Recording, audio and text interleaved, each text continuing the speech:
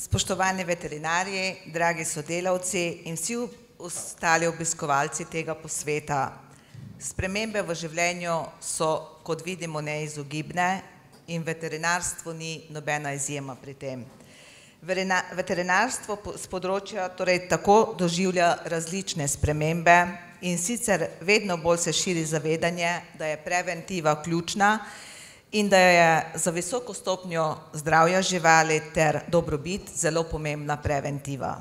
Ob podnebnih spremembah, ki jih danes imamo, je trajnostno gospodarjenje z vsemi viri in tudi trajnostno kmetovanje tisto, ki je dejansko zelo velik izziv na področju dobrobiti živali.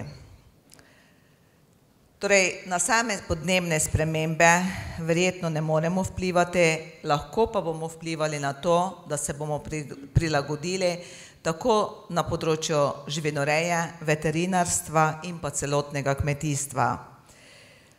Živali, ki so v oskrbi človeka, se sprejemajo kot čuteča bitja, ne le kot stvari, lastnino, okras ali pa sredstvo za proizvodnjo. Torej, vedno večji je poudarek na tem, da so živali čuteča bitja in temu dejansko bomo morali prilagoditi naše delo.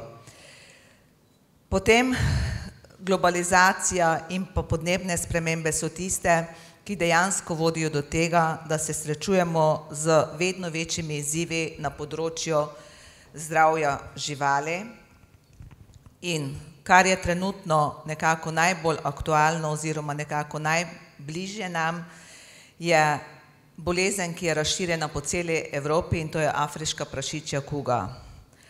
S to boleznijo se torej ukvarjajo skoraj vse države, tako tiste, ki to bolezen imajo, kot tiste, ki je še nimamo in smo v strahu in pričakovanju, kaj pomeni, ko bolezen pride, kajti vemo, da je afriška prašičja kuga okrog nas, torej razširjena skoraj po vseh sosednjih državah, menim, da je verjetno Avstrija tista, ki je v naši soseščini nima, in to je zelo, zelo dejansko nekako samo preskok, kdaj pride to v Slovenijo. Torej, za preprečevanje širjenja te bolezni je, kar vi verjetno bolj veste kot jaz, zelo pomembno sodelovanje vseh, tako rejcev, veterinarjev, lovcev, različnih pristojnih služb, kot tudi ministrstva. In nenazadnje tudi vseh prebivalcev in pa obiskovalcev Slovenije, kajti vemo, na kak način se ta bolezen lahko prenaša, zato morajo biti previdnostni ukrepi vse povsod.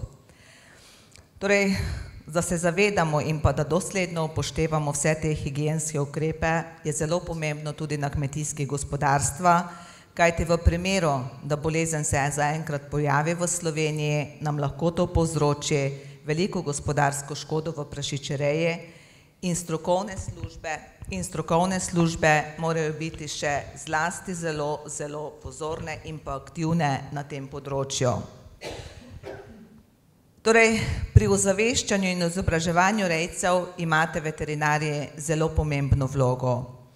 Kajti rejci morajo biti tisti, ki se morajo zavedati posledic, do katerih lahko pride, in tudi oni so tisti, ki dejansko lahko najbolj nekako preprečijo z svojim preventivnim delovanjem, da pač bolezen ne vnašajo v svoje hleve, torej izvajati morajo vse biovarnostne ukrepe.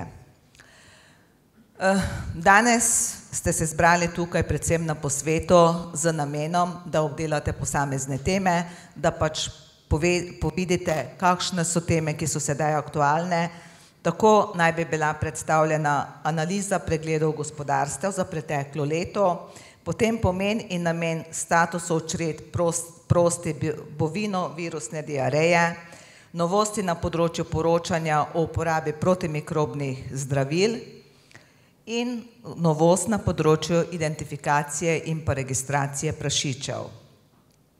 Ob tem bi še opozorila, da glede na situacijo, ki jo v Sloveniji imamo in veste, da bomo mogli veliko sredstev dejansko vlagati v sanacijo zaradi ujm, ki smo jih imeli,